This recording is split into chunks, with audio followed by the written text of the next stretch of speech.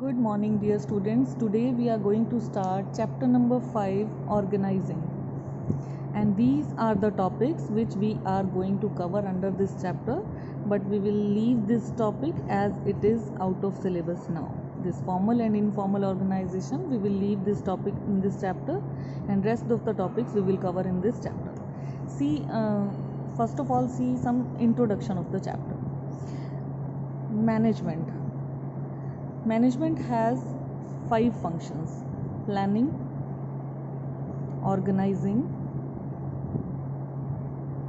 staffing, directing, and controlling. Right? So planning क्या था? Planning is deciding in advance what is to be done in future. This is only a preparatory function. यहाँ पे हम सिर्फ एक preparation करते थे कि हमें फ्यूचर में करना क्या है, उस बारे में सोचना is called planning. And now we are moving towards second function, that is organizing. इसमें हमें क्या करना है? इसमें भी हमें प्रिपरेशंस करनी है, लेकिन किस चीज़ की प्रिपरेशंस करनी है? यहाँ पे हम एक तो रिसोर्सेज के अरेंजमेंट की बात करेंगे. रिसोर्सेज कैसे अरेंज होंगे, जो भी बिज़नेस को रिक्वायर्ड चीज़ें हैं वो हमें अरेंज करनी है ड्यूरिंग दिस ऑर्गेनाइजिंग फंक्शन, क्योंकि हमने प्लान कर लिया था कि हमें फ्यूचर में क्या करना है. अब इस काम को करने के लिए हमें कुछ रिसोर्सेज रिक्वायर्ड रहेंगे. Resources are mainly of 3 types: physical resources, financial resources and human resources. Physical resources क्या हैं? जैसे हमारा लैंड, बिल्डिंग, टूल्स, इक्विपमेंट्स होते हैं. फाइनेंशियल रिसोर्सेज मतलब हमारे फंड्स, जो हमारा मनी यूज़ करते हैं, अमाउंट यूज़ करते हैं. एंड ह्यूमन रिसोर्सेज होता है हमारा स्टाफ. तो ये तीनों चीज़ों को अरेंज करना और इनमें एक रिलेशन फिक्स करना इज़ कॉल्ड ऑर्गेनाइजिंग, अगर हम सिंपल शब्दों में बात करें तो.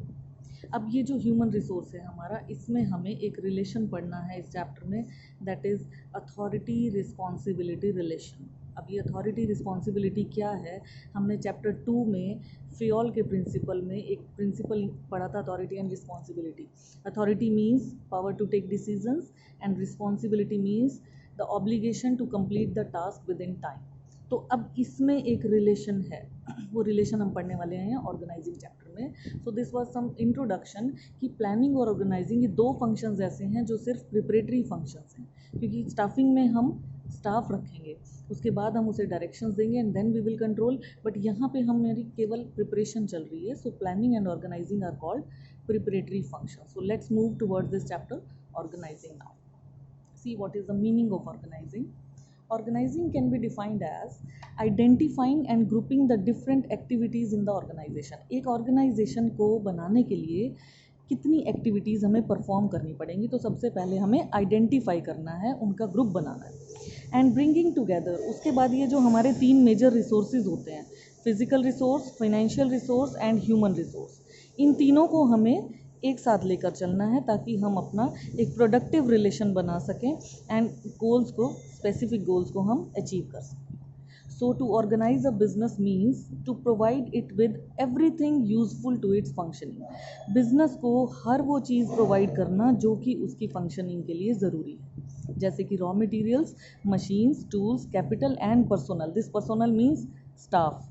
ये जो है ये ह्यूमन रिसोर्स है हमारा. स्टाफ को हम पर्सोनल वर्ड यूज़ करते हैं. एंड कैपिटल मीन्स हमारे फाइनेंशियल रिसोर्सेज हो गए, and raw material, machines and tools क्या हो गया? हमारे फिजिकल रिसोर्सेज हो गए. तो इन 3 चीज़ों की सबसे ज़्यादा ज़रूरत है फंक्शनिंग के लिए, तो वो हर चीज़ बिजनेस को प्रोवाइड करना इज़ कॉल्ड ऑर्गेनाइजिंग. ठीक है. सो इन इट्स ब्रॉडकास्ट सेंस, अगर हम ब्रॉडकास्ट सेंस में बात करें तो ऑर्गेनाइजिंग एक रिलेशनशिप भी है फैक्टर्स के बीच में. ठीक है. जो फैक्टर्स हमारे पास प्रेजेंट है हमारे एंटरप्राइज में, जो भी फैक्टर्स हमारे पास हैं उनमें एक रिलेशनशिप फिक्स कर देना इज ऑल्सो कॉल्ड ऑर्गेनाइजिंग. और हम ये भी कह सकते हैं it is the establishing of effective authority relationships among selected work persons and work places. जिस वर्क प्लेस पे हम काम कर रहे हैं, जो पर्सनस काम कर रहे हैं और जो काम है, इन तीनों को अगर हम एक रिलेशनशिप में बांध दें तो उसको भी हम ऑर्गेनाइजिंग कहते हैं, ताकि हम एफिशिएंटली अपने काम को कंप्लीट कर सकें. सो इन जनरल वर्ड्स, सिंपल शब्दों में अगर हम कहें तो ऑर्गेनाइजिंग का मतलब हर वो चीज़ अरेंज करना होता है जो कि बिज़नेस को चाहिए. रिसोर्सेज जो हैं एफिशिएंट यूज़ हो जाएं, उसकी अरेंजमेंट को हम ऑर्गेनाइजिंग कहते हैं. And when the managers are performing organizing function, it results in creation of an organizational structure. This is an important thing बेटा, कि जब भी हम ऑर्गेनाइजिंग फंक्शन परफॉर्म करते हैं तो एक स्ट्रक्चर अपने आप ही तैयार हो जाता है which shapes the system of working, जिससे कि हमारी वर्किंग को एक शेप मिल जाता है। फॉर एग्जांपल, जैसे आपका स्कूल है, अगर वो स्पोर्ट्स डे प्लान कर रहे हैं या एनुअल फंक्शन प्लान कर रहे हैं, तो सभी टीचर्स को, स्टूडेंट्स को कुछ ना कुछ ड्यूटीज़ असाइन की जाती हैं, रिसोर्सेज अरेंज करके दिए जाते हैं, और एक इंचार्ज या कोऑर्डिनेटर अपॉइंट किया जाता है जो हर किसी की रिपोर्ट तैयार करेगा, क्या क्या काम हो गया, क्या क्या पेंडिंग है। This whole arrangement is called organize. यहाँ देखिए आप, एक स्ट्रक्चर अपने आप ही बन गया, that who reports to whom. Student है वो अपने टीचर को रिपोर्ट करेगा, टीचर है वो कोऑर्डिनेटर को रिपोर्ट करेगा, कोऑर्डिनेटर अपने अथॉरिटीज़ को रिपोर्ट करेंगे। तो ये रिपोर्टिंग रिलेशन अपने आप ही बन गया। जब हम चीज़ों को ऑर्गेनाइज करते हैं तो एक स्ट्रक्चर जो है रिपोर्टिंग रिलेशन का, वो अपने आप ही रेडी हो जाता है। Now see what is the process of organizing function. जैसे हमने प्लानिंग में भी प्रोसेस पढ़ा था, तो इसमें हमें क्या ध्यान रखना है कि एक तो ये सारे पॉइंट्स हमें सीरियल वाइज करने हैं, क्योंकि प्रोसेस है तो हम स्टेप बाय स्टेप ही चलेंगे। हम इन पॉइंट्स को एडवांटेजेस की तरह, इंपॉर्टेंस की तरह आगे पीछे नहीं लिख सकते।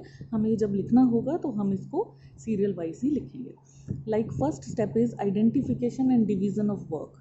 ये भी फ्योल का एक हमने प्रिंसिपल पढ़ा है बेटा, डिवीज़न ऑफ वर्क। क्या था कि जब हम काम को डिवाइड कर देते हैं एम्प्लॉयज़ में, तो उनमें स्पेशलाइजेशन आ जाता है। वो एक ही काम को जब एक आदमी बार बार अपनी क्वालिफिकेशन के अकॉर्डिंग करता है तो वो उसमें स्पेशलाइज हो जाता है। तो ऑर्गेनाइजिंग में भी पहला स्टेप क्या है कि पहले तो आइडेंटिफाई करो कि काम क्या है। The first step in organizing is identifying, and फिर डिवाइड करो, dividing the work as per plan. जैसा आपने प्लान किया तो उस हिसाब से आप काम को डिवाइड कीजिए। The division of work make sure that there is no duplication of work and there is no burden of work on one person. ये जो हम काम को डिवाइड करते हैं, इससे हमें ये कंफर्म होता है कि कोई डुप्लीकेशन यानी डबलिंग नहीं हो रही काम की। एक आदमी को एक ही काम दिया उसकी क्वालिफिकेशन के हिसाब से, and there is no burden of work on one person, और एक पर्सन पे बर्डन भी नहीं आता, एक पर्सन पे बर्डन भी नहीं आता। तो work can be shared among the employees. काम को जो है हम एम्प्लॉयज़ में शेयर कर सकते हैं। जो मैनेजर है वो काम को डिवाइड करता है छोटे छोटे यूनिट्स में, स्मॉल यूनिट्स में, and each unit of work is called a job. जैसे एक बैंक में जब हम जाते हैं तो हर इंडिविजुअल को एक जॉब असाइन किया हुआ है। आप देखते हो कि एक कैशियर है वो कैश एक्सेप्ट कर रहा है, एक कैशियर है वो पेमेंट कर रहा है, एक पर्सन है वो चेक बुक इशू कर रहा है, एक पर्सन चेक रिसीव कर रहा है। तो सभी अलग अलग काम कर रहे हैं, अपना अपना काम कर रहे हैं। इस काम को डिवाइड करने से क्या हुआ कि बैंक का जो वर्क है वो स्मूथली और सिस्टमेटिकली चलता है, क्योंकि हर आदमी अपने काम में स्पेशलाइज हो जाता है। जब काम को डिवाइड करके देते हैं तो स्पेशलाइजेशन आता है, तो वो स्मूथली और सिस्टमेटिकली उसको चला पाता है। अब काम डिवाइड करने के बाद जो सेकंड स्टेप आता है हमारा, वो है departmentalisation. After dividing the work into smaller jobs, अब हमारे पास छोटी छोटी जॉब्स अवेलेबल हो गई। अब हमें ये देखना है कि कौन से काम आपस में रिलेटेड हैं और सिमिलर हैं। So these related and similar jobs are grouped together and put under one department. एक जैसी जॉब्स को, सिमिलर जॉब्स को हम रिलेट करके एक ही डिपार्टमेंट में डाल देते हैं। एंड द डिपार्टमेंटेशन और grouping of jobs can be done by organization in different ways. ये जो डिपार्टमेंटेशन है, ये ग्रुपिंग है, ये दो तरीके से होती है बेटा। दो जो कॉमन वेज हैं वो क्या है, फंक्शनल डिपार्टमेंटेशन एंड डिविजनल डिपार्टमेंटेशन। फंक्शनल में क्या होगा कि कॉमन फंक्शन देखेंगे हम, काम कैसा है। जैसे मान लीजिए सिंगल प्रोडक्ट बनाना है किसी कंपनी ने, तो सारी जॉब्स प्रोडक्शन से रिलेटेड वो डाल देगा प्रोडक्शन डिपार्टमेंट में।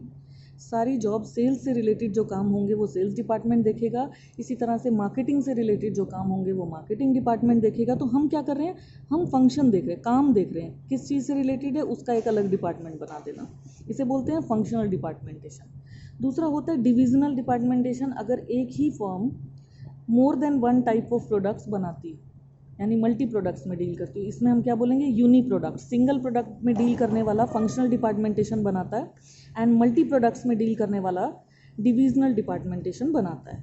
Under this jobs related to one product are group. इसमें ग्रुपिंग कैसे होगी बेटा, यहाँ पे ग्रुपिंग हम कर रहे थे कॉमन फंक्शन से, एक जैसा काम एक जगह पर होगा, लेकिन यहाँ पे हम जो ग्रुपिंग कर रहे हैं वो हम कर रहे हैं एक प्रोडक्ट के हिसाब से, कि एक प्रोडक्ट की जो काम है वो एक डिपार्टमेंट में होंगे।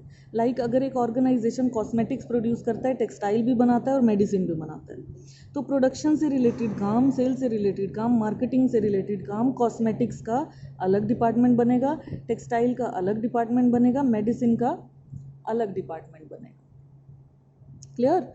अब हम ये कह सकते हैं कि डिविजनल डिपार्टमेंट में फंक्शनल डिपार्टमेंट अपने आप ही आ गया, यानी ये तो इंडिविजुअल काम कर रहा है, लेकिन इसमें इसका भी यूज़ है। कैसे है देखिए,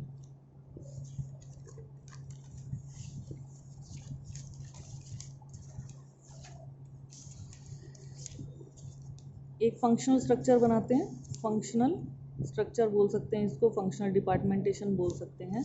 लाइक हमें एक ही प्रोडक्ट बनाना है कॉस्मेटिक्स, ठीक है, तो हम इसको डिवाइड कैसे करते हैं फंक्शनल स्ट्रक्चर में कि प्रोडक्शन का काम प्रोडक्शन डिपार्टमेंट देखेगा, एक डिपार्टमेंट हमने बना दिया प्रोडक्शन का, एक हमने बना दिया परचेज डिपार्टमेंट, एक हमने बना दिया मार्केटिंग डिपार्टमेंट, ठीक है, एक हमने बना दिया सेल्स डिपार्टमेंट।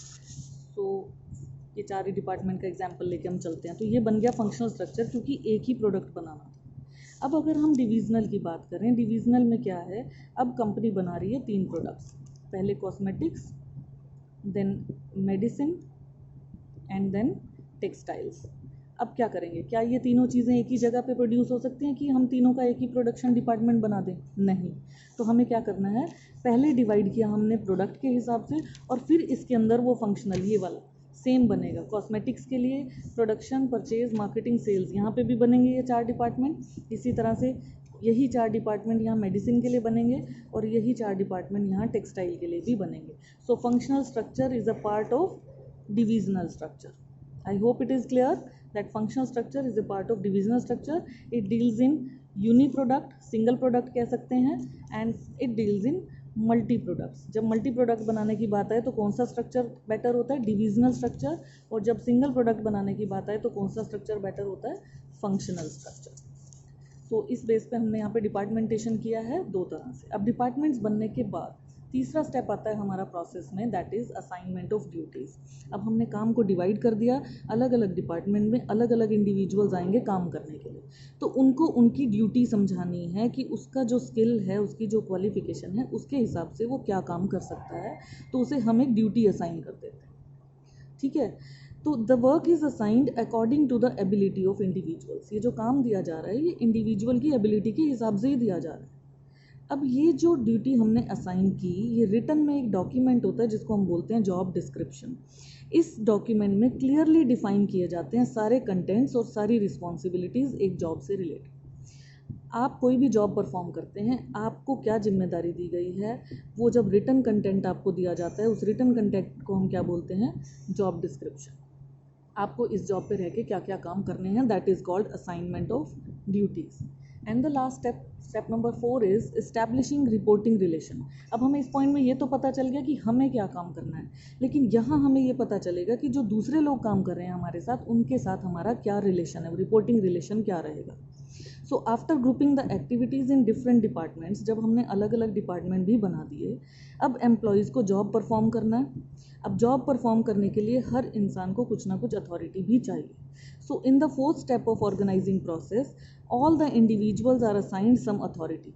सभी इंडिविजुअल्स को कुछ ना कुछ अथॉरिटी भी दी जाती है, matching to the job they have to perform, उस जॉब से रिलेटेड जो कि उसे परफॉर्म करनी है। The assignment of authority results in creation of superior subordinate relation. ये जो मैंने चैप्टर की स्टार्टिंग में आपको एक रिपोर्टिंग रिलेशन की बात की थी, ये वही है कि जब हम किसी को अथॉरिटी देते हैं तो उससे एक रिलेशनशिप अपने आप ही क्रिएट हो जाता है, that is called superior subordinate relation. इसी को हम अथॉरिटी रिस्पॉन्सिबिलिटी रिलेशन भी कहते हैं, इसी को हम रिपोर्टिंग रिलेशन भी कहते हैं। And the question of who reports to whom is clarified. कौन किसे रिपोर्ट करेगा, ये यहाँ इस रिलेशनशिप से क्लैरिफाई हो जाता है। The individual of higher authority, जिसके पास सबसे ज़्यादा अथॉरिटी होगी वो सुपीरियर रहेगा, and with less authority becomes the subordinate. जिसके पास कम अथॉरिटी होगी वो सबॉर्डिनेट बनेगा। So with the establishment of authority, इस अथॉरिटी के एस्टैब्लिशमेंट के साथ ही managerial hierarchy gets created. Hierarchy होता है सीक्वेंस, ऑर्डर, ऊपर से लेकर नीचे तक चेन ऑफ कमांड बन जाती है। And the principle of scalar chain follows this hierarchy. ये भी हमने फियोल के प्रिंसिपल में पढ़ा है, प्रिंसिपल ऑफ स्केलर चेन, ये अपने आप ही हायरार्की को यानी कि सीक्वेंस को फॉलो करता है। The establishment of authority also helps in creation of managerial level. जब हम ये अथॉरिटीज़ दे देते हैं तो हमें ये भी पता चलता है मैनेजीरियल लेवल क्या है। हमने 3 लेवल्स पढ़े हैं ना बेटा, top level, middle level and lower level. First chapter में हमने पढ़े थे ये तीनों लेवल्स। तो टॉप लेवल मैनेजर्स क्या हैं, ठीक है, कौन है, and managers with little less authority, इनसे थोड़ी सी कम अथॉरिटी रहेगी, तो वो क्या होंगे, become a part of middle level management, and managers with minimum authority जिनके पास सबसे कम होगी they will become a part of lower level management. So with the establishment of authority the individuals can perform their jobs. इस authority के हिसाब से वो अपना job perform कर सकते हैं, and everyone knows who will report to whom. सबको पता चल जाएगा कि मुझे किसे report करना है. So these are the 4 points we have discussed in this process: division of work, then grouping the jobs and departmentation, assignment of duties, and establishing reporting relationship.